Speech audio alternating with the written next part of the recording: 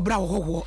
ano pe 21st clinic ya ko na kwaje apomudene 21st clinic ono a sciatica no de ba bia ono na etu ase ma reverse obejimizo ene 5G ni bia ka ho no pe ba bia wo ko bia Wahinini amakrancha da zo of mami premier ni asantemai agime atumo mami di foforo wo papa mesa mene nana kwabra kese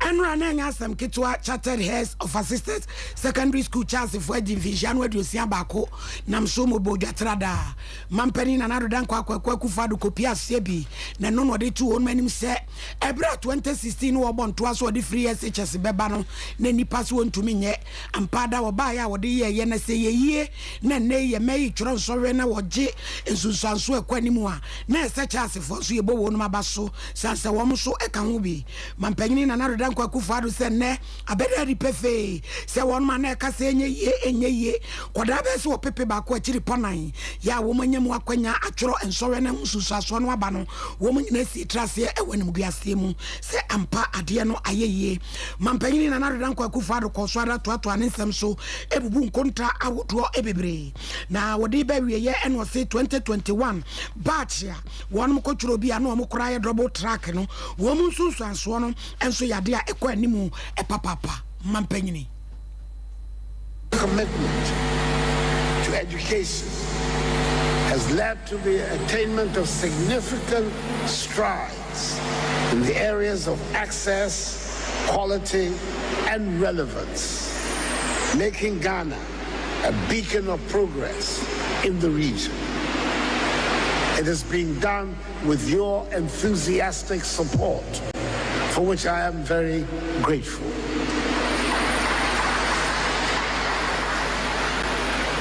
I know for you, what is of particular importance is what takes place in our senior high schools. But you would agree with me that the quality of students that enter high school is crucial, as are what you churn out for tertiary institutions. In our kindergarten schools, we've invested significantly in our teachers, equipping them with modern methodologies tailored for early childhood development. Mampanyini na nado dan kwa kufadu enra chance for wo mujumedi asin komoboni bi no no ya ma me Teresa Kufori na oto da no na nipa pi ekopie mu ewase aban mu mpanifo abrempon ene nintire pi ne fere ne ba bi eben a wode onu monyam ekota mu ewase na ebra na nsɛmtrofo ho no yewura Alan Kodwo Kyerematen nsɛm a wode man nsɛmtrofo ni betna ho Teresa de sɛ ba bia na ya papa mo sɔfo no etie no na wo hwɛ Kumase ofa so a ni sunu ne ban a wotimi di eta ni kruachi ama na dwuma akọ papa no media mesra sɛ yenu ama omo benya sa akwanya no ti sɛ de onu dan a omo ne politician bi sabe wa wariem na ombenya sa position no omo nsua sɛ de na Teresa tie no ese no na ma ba ma no a udi na chi no ojina otumi jina pinchin sɛ nyame de ne kra besi sɛ anu anu medical aka sɛ ni suban ko sabio first lady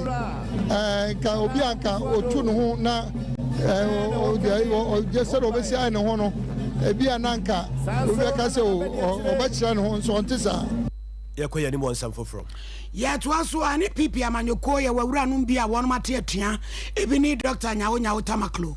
wade nsem bia to centrofo ani mo Ghana Press Center na seminada ya wo kanyina ne se o man ye bang batain Dr. Philipades ye be ya ye mpamo no sanse ne dwumadi a wodie no nyade a ekwanimu o se ba bia o man ye dro no ye hia mabunu a eye o man ba pasu ewo no mu no o ma ba betumi abedi o man nanim sanse wo mo ne o man ye dachi itself was known as Kumi Prep. We had over 100,000 people. Indeed, we have the same figure, if not more, in Kumasi under the title Semi Prep.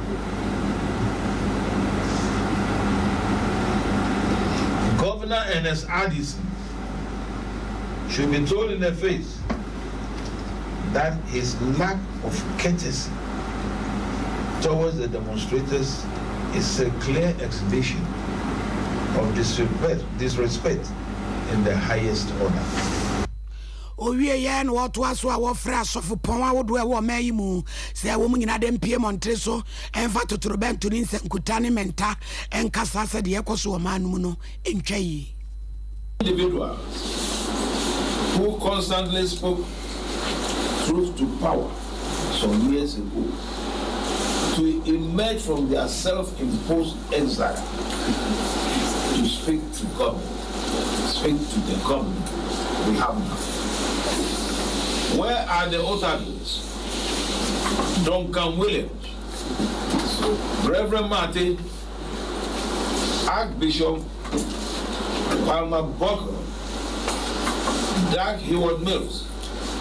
the many civil society organizations. Dr. Nyaho Tamaklo. Yewra bugri na abuna kasa no kire se afede nyame ya dom amane ho afi enesen ebra na ofiri abadwaku na nimu mo beka na mo ahye nso a ena kakra ni ena yete abadwaku so mo hwehwe odua na eye odua na APP akose Yewra George Akufo Dampare IGP obeyi na kunwa na eja watimi akope ba bi di atene mo nsem ko ye bebe abadwaku na kire no ena bugri na abu kire se afede nyame ya dom mane ho afi COP Mensa, Asari, and JB denied that they never talked to me on phone. Yesterday, they confessed it because I presented the tape,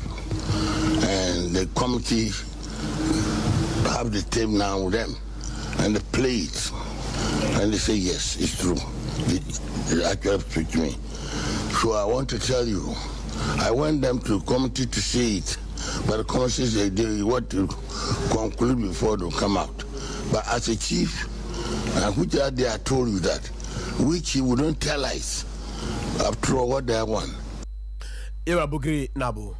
We are singing Ida Bakwesi we drew wadri mu yade mental health wode kaye na bra na wokai sade you kopiemu e wo jama north Sompa maami bia wenye vijedu ya saba kwa friend akosi etua maami ni tiribom na nso meme tume yere no ene ne da maami etimi anyi sen awo na kwa ye nika sem papa wo bra World Health Organization any we are singing akaboma na wodi side day na wahye ho efen enam so emye maami yese ne wa abaiwa kama eme kopie mu Sompa Fountain Care Hospital na brodin kopie mu no na chezeni efindi yesi ene nyasem ketwa utimu se wanantimu ache so mema nwanfo ya wo mu de tokro bia yemfa ho ya dwe hu di wo mu seti awai e de awo mu amenetumi anyinsen ya wawo na wafa ne ho so afa ne ba na midwife ya na wogina wo sada no ya woje no woni yen atwetwe nkomo ma me Paulina Atapoko.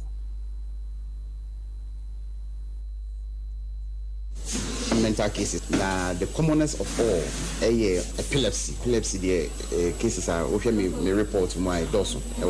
But and also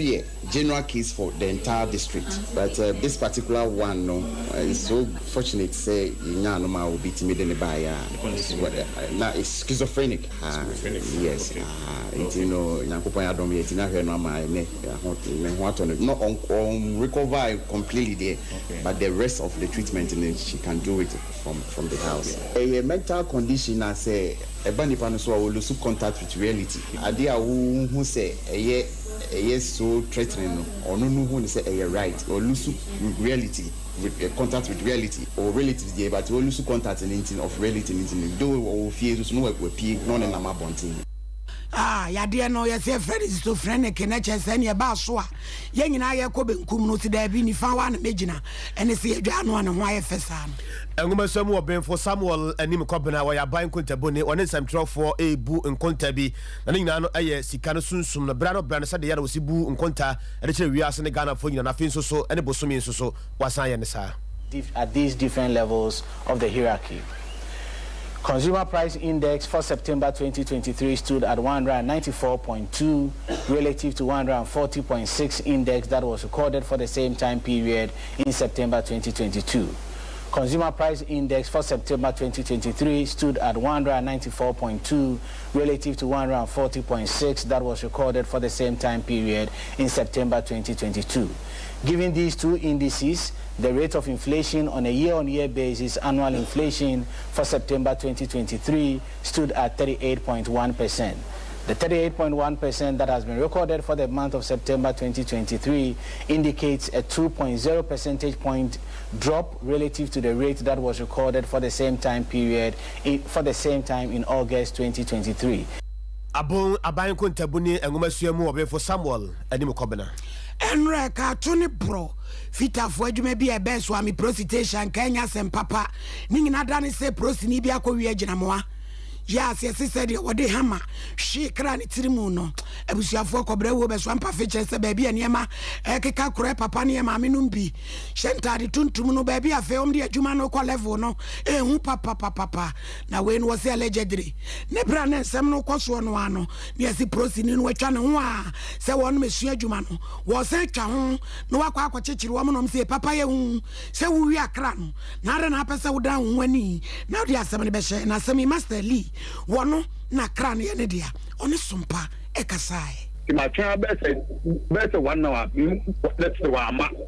ma ne se dia wono a na madam fu ba ko so ya na ne wa mi di agro kran di agro sa me boy na me bo na me say oh o kran na mi di agro na say politi mi dia betumu ko se say e ne dia da e wo ho na apoti ko bi no so ba ya mo be di na wo sor ko mo ko e ko tia mo na da mo die so na ko mi sra mo ara de assembly na betumani and right mo yanku be ku ko do ha kran say mo kran mo be di agro ta me ta sra mo ma mo ku mo ja me na me mati yi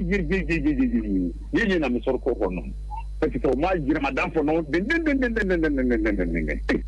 ye me pata be pia papa adanya me ya duma ko fo aba hono ada ba o ma tifina ta di nyina ta de so mo tifina nyina na ga me de ye pata ya na hono de o pe de bi fa bo la so mo ni di mo na pa mo ko ba ta ye wo kwa mi de nya me ko ka se fo na si o sha fo si bo tu ko ya Jabra tino o se be so ala taw o mo do so giri adami de me na o man ka sa me ho se o be se o bia e be che o bo be se o bia ya o ma se ko pa ko do o ma ko na da ye mpanyin fo so ye chama so ko e mo che no chama so ko we na o bi pre ma di mpanyin fo no be se asema ati o ha no na de ko si ya na ma sa to ada ha pa be bi tranko chi obi ana ye nwene ho na yanko adankwa me eno ewo ngwabiaja of mention mo asante mantem hase na de efiri ho ba ene se owura bia wono watwe ni ti se ope assembly member ni bia di ewo mpotem ho kwame asumanin wono na kase na asema woka nyina no ene se ne kure nyame animnie schools ahodo bi mpotem ho no no enkanka ene adankwa me DA junior high school no nyame anim ni school no ehiamwa ye school dan ho sensem no de ya de se ede ye numa daja na ye boye ho modin asanya me ya adom a eye mrante bi okrodua mu atwo mu din from the mens o makeka mo ho abom senya me ya adom 20th ana kwa me nyina ye rezi fan na ye de kwakodi sa school dan ho edwuma enti ye guso ahomboabo mu a na ye guso ya teacher letters akoba bi ase de beko amofra no so be ma no so di ani mo no so tutu ho ana mo a say ko be nyame ya adom asa 20th a ede ya nemu di this month di kwambia so ye be sa fan no na ya di aboa ma school no so etimi etupon ana say etimi ayi eye sa che district no so ye hu so ma ba ebe ka bibi e di ama ade aboa school no if it's a school no ankasa per se no me hu no say ran kwa no ye ne ankasa ye ade ya district no o ma ye because all those district no ko ye call district but the district no ye hu embo bia mo de bo krodua so tambia omkrofo ba kroemu ba ye gisika de district omkrofo ba kroemu ye gisika de district but ye hu no embo portia district no e de bre pre the Casepa Chrome Hangumashiano Damine at Damakuma. Abuzia ene ya etwagu ye eye kwame asumani or person obedi assembly member e wadan kwame.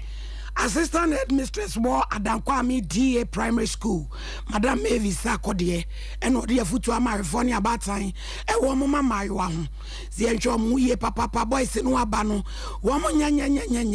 was in Tituni Sewa who will be a behind would die. Why a Bema, Nauja Baba and Kwa Fien and Hono, a Yadia Eum, we are singing a yes, you are Kai and Mada, and on a number so dear Futui, Emma Batai. na ye International Women's Day no yenina ye hye ye hu kran na yetu ye hu fo se ni kwan se ye kɔ eja ye mamma ya na wo fie empempi na ya na ye de memo ane ne kɔ school na ye de omu wure adwuma bon sa abaye ne sa abaye ne de oba daachi woni no kro obeba ba ware obetine fie ahwe ne ma emredu se ye de ye mamma ne kɔ school na invest wo mum because omu na ye leadership daachi omu na ba be lead omu na omu betimi aboa ye se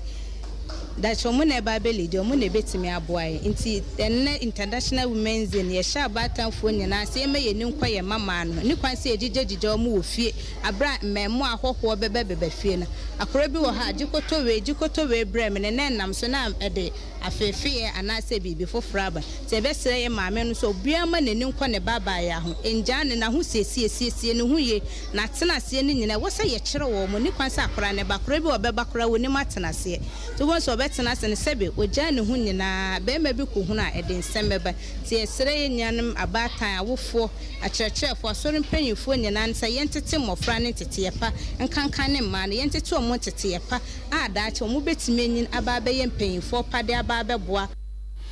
We headmistress Adankwami DA Primary School, Madam Mavis Poku Sakode.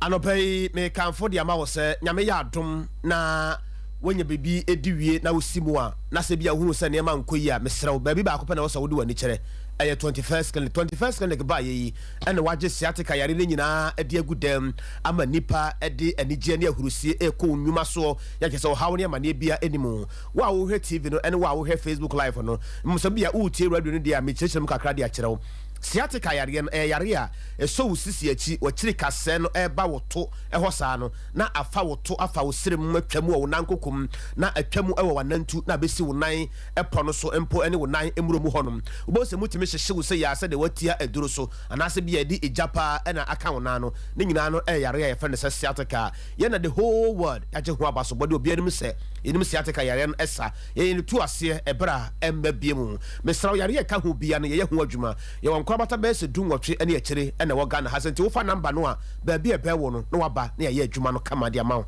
0540 311 311 0540 311 311 no pay baabi a wokɔ ɛne adwuma bi a wokɔ yɛ bia no ɛyɛ agyimizo ɛne 5G ne bi ɛfɛ sɛ obagin ɛno ahu sɛ mmranteɛ no ɛne mmabaawa no asantema ntɛm ha sɛ wɔgye baabi a ɛbɔ so drinks no ɛgya wom paa wonya bi anwumere a adwuma no asi anɔpa so kɔ bi a ɛnoa no baabi a wo bia no wofrɛ number no a Dr. Silas ɛbɛbrɛ wo bi 0246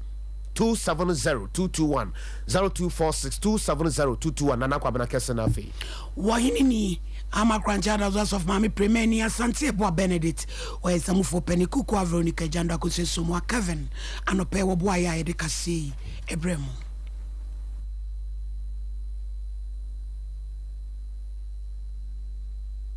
o nerves na wo to ase na fa wo siremu na fa wo nansia besi ase ho no se ho techema eno ene ye fa ne sciatica na etimi bubu o to ase ka wo se dwe wo sirem wo je ho ba bi a enye na eno na 21st clinic ba ye adwuma pa wo mu ye ntia baso bo ma je ne wo Ghana ha ene amono ne enya asem ketewa wo mu ji international awards ahodo wo mu ji local awards ahodo na anu nso na wo mu be the only sciatica research and treatment center in Africa bibrim ha no ebi ni ba bi a ji se 21st clinic nko a wo mu dia bibiduro ene besa o ya no